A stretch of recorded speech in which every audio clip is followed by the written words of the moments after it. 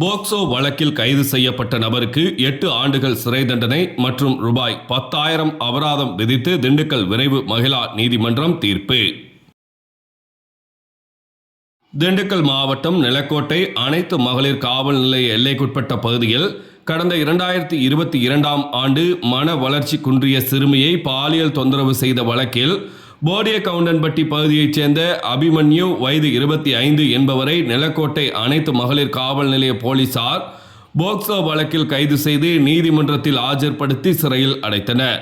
இந்நிலையில் இவ்வழக்கு திண்டுக்கல் விரைவு மகிழா நீதிமன்றத்தில் நடைபெற்று வந்த நிலையில் திண்டுக்கல் மாவட்ட காவல் கண்காணிப்பாளர் பிரதீப் அறிவுறுத்தலின்படி நிலக்கோட்டை அனைத்து மகளிர் காவல் நிலைய ஆய்வாளர் சத்யபிரபா, நீதிமன்ற முதல்நிலை காவலர் அனிதா மேரி மற்றும் அரசு வழக்கறிஞர் ஜோதி சீரிய முயற்சியால் திண்டுக்கல் விரைவு மகிழா நீதிமன்ற நீதிபதி அவர்கள் குற்றவாளி அபிமன்யு என்பவருக்கு 8 ஆண்டுகள் சிறை தண்டனை மற்றும் ரூபாய் 10,000 அபராதமும் விதித்து தீர்ப்பு வழங்கினார்கள்.